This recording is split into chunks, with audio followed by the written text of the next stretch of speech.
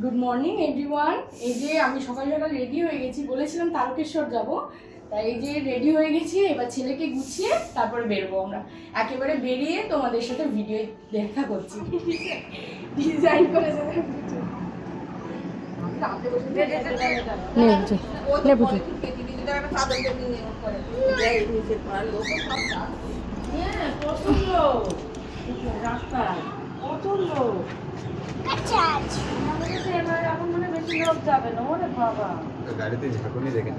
যে আমার বাবা তো বলছে দেখিস কি এক কাজ করে লাফাবি সব। এই দেখো সবাই বেরোনোর আগে আমি তাই হালতা পরেছি, তার আগে মনে ছিল না।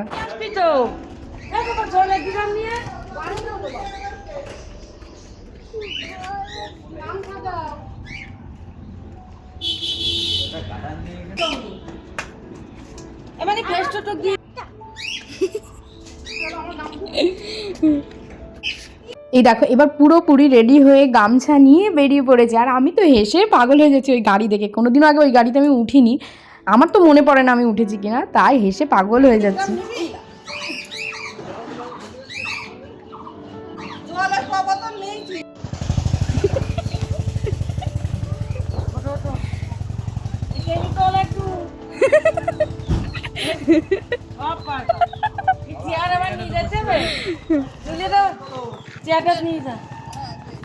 সামনে বসতে হবে, এখানে বসতে পারবি না বাবা। এনে ফোন পাঠিয়ে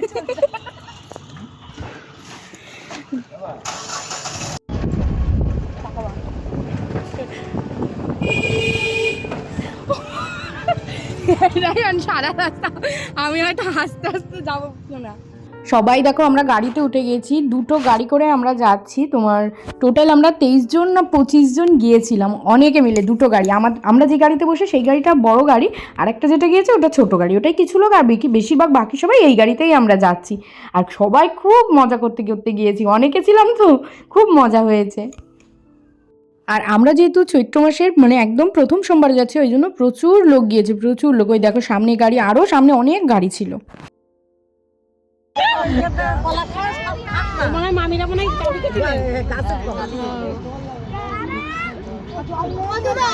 আমার ব্যাগে একটা ছোট বোতল আছে, ওইটা দাও না। এনে আমাদের ছোট কলা কি খালি বোতল কি করবে? জল খাবে। আমার মুখ পুড়ে গিয়েছে। এই না সাইকেল খোলা।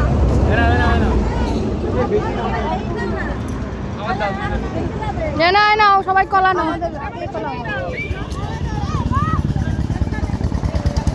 এই যে আমরা নিমাই তীর্থর ঘাটে পৌঁছে গিয়েছি, এসে বসেছি সবে। এবার ওইদিকে সবাই হবিষ্যণ্ণর জিনিস গুছাচ্ছে, গুছিয়ে টুছিয়ে এসে আমরা স্নানে যাব। স্নান টান করে এসে তারপরে হবিষ্যণ্ণ, স্নান না করে তো কেউ হবিষ্যণ্ণ করে না, স্নান করে এসে তারপরে হবিষ্যণ্ণর ভোগ রান্না হবে, তারপরে আমরা খাবো।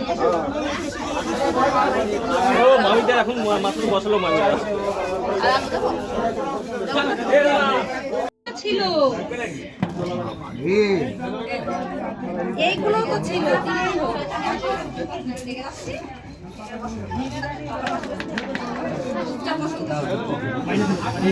দেখলেই তো আমাদের হবিষ্যণ্ণর ভাত খাওয়া হয়ে গেছে। তারপর একটু বসে বসে তোমার ওআরএস খাচ্ছি, তার মধ্যে হবিষ্যণ্ণ ভাতকে স্নান করেও চলে এসেছি। এবার বসে বসে একটু ওআরএস খাচ্ছি।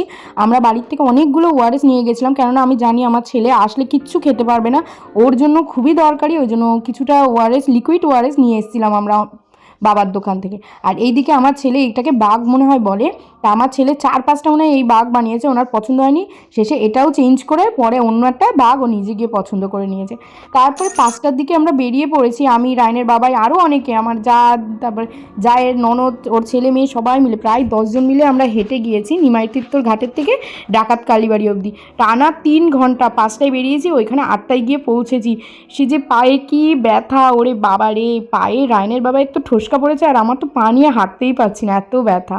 তারপরে তো পৌঁছে গেছি, এসে কটা ছোলা খেলাম।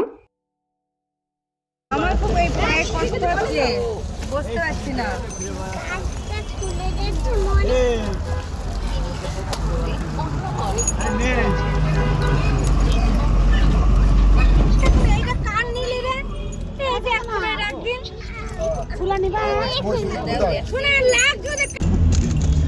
গাড়িতে কারা?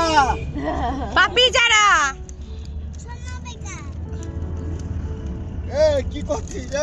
আমরা তো সবাই বসে বসে যাচ্ছি, মা আর মামনি একটু দাঁড়িয়ে যাচ্ছিল আর ওনার ইচ্ছা হচ্ছে একটু দাঁড়িয়ে যাবে, তাই মার কোলে উঠে পড়েছে।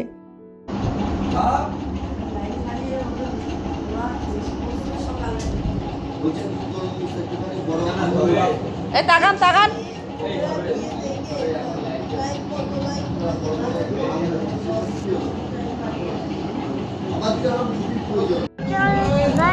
জোরে বলো জোরে বলো। আমি স্নান করে চলে এসেছি। আমরা এই স্নান করে চলে এসেছি, স্নান করে রায়নের মানসিক চুল দিয়ে চলে এসেছি। আমি আর রায়নের বাবার মাথায় জল ঢেলে রায়নের মানসিক পুজো ছিল, চুল দিয়ে পুজো টুজো দিয়ে চলে এসেছি। তারপর মা আর মামনি গিয়ে আমাদের জন্য একটু চা এনে দিল।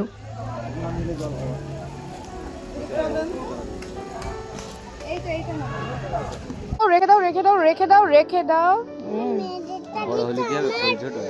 সবাই মিলে একটু ডাবের জল খেলাম, খেয়ে আমি আর সকাল থেকে তো সেরকম কিছু খাইনি। রায়নের বাবা একটু লুচি মুড়ি খেয়েছিল, আমি আর মুড়ি টুড়ি খাইনি, লুচিও খাইনি, তাই খুব খিদে পেয়ে গেছিলো। তাই মা আর মামনি গিয়ে আমার জন্য একটু লুচি এনে দিয়েছিল। আর তারপরে ওরা সবাই একটুখানি তরমুজ খাচ্ছিল, তাই আমি একটু তরমুজ খেয়ে নিলাম।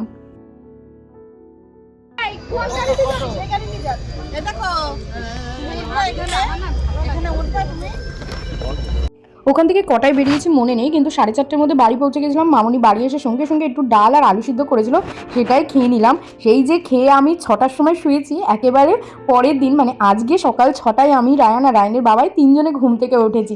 তার মাঝখানে 2:30টার সময় একবার ঘুম ভেঙেছিল, তারপর আবার ঘুমিয়ে একেবারে 6টায় উঠেছি, টানা 12 ঘন্টা। কালকে এই অবধি ভিডিওটা করেছিলাম, কেননা তারপরে আর করবো কি, ঘুমিয়ে গেছিলাম। তাহলে আজকের ভিডিওটা এই অবধিই থাক।